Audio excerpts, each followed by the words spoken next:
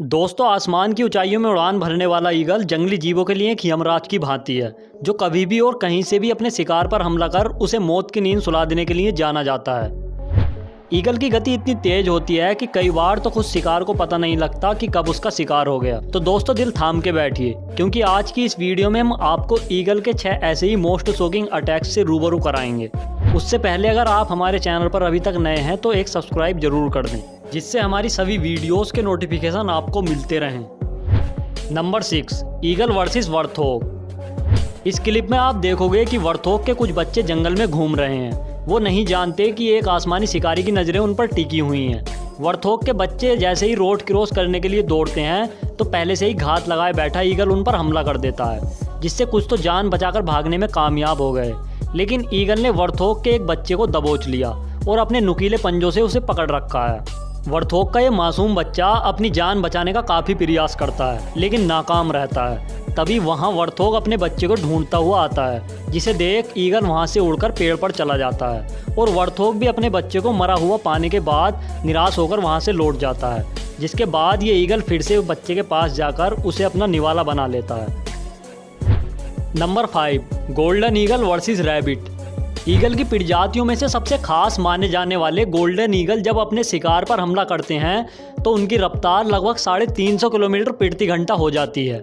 इस क्लिप में हम देखेंगे कि कैसे गोल्डन ईगल इस रैबिट पर हमला करने के मूड में है।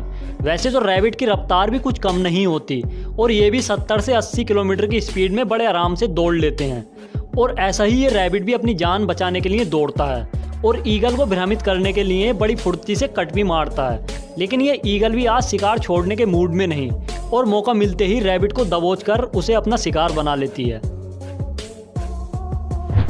नंबर 4, ईगल वर्सेस माउंटेन गोट।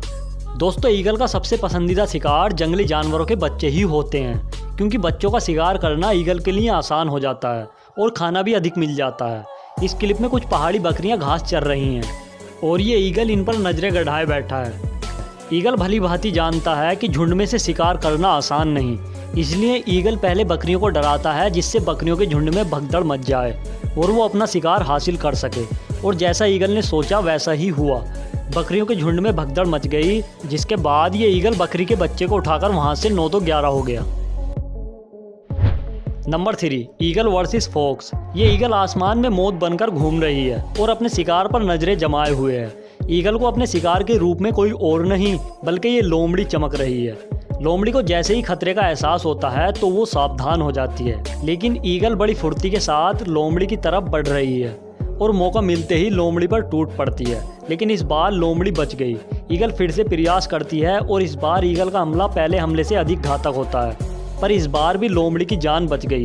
लगातार 2 हमले असफल होने के बाद ईगल थोड़ा रुकती है और सही मौके का इंतजार करती है। ईगल को सही मौका मिल गया और अपने शिकार की तरफ उड़ान भर दी। इस बार ईगल ने हमला और अधिक ताकत के साथ किया और लोमड़ी को अपने पंजों में फंसा लिया। देखने में ऐसा लग रहा है जैसे आज ये ईगल लोमड़ी को मार ही देगी, लेकिन ये लोमड़ी हार नहीं मानती और अपने तेज दांतों की मदद से ईगल पर हमला कर देती है। जिसके बाद ईगल को समझ आ जाता है कि लोमड़ी का शिकार करना आसान नहीं और ईगल पीछे हट जाती है। Number 2, eagle versus crane. दोस्तों, ईगल दूसरे पक्षियों को भी मारने से नहीं कतराता और ऐसा ही कुछ यहाँ हुआ। दरअसल क्रेन पक्षियों का एक झुंड उड़ता हुआ जा रहा है, जिसमें करीब 10 से 15 क्रेन मौजूद हैं।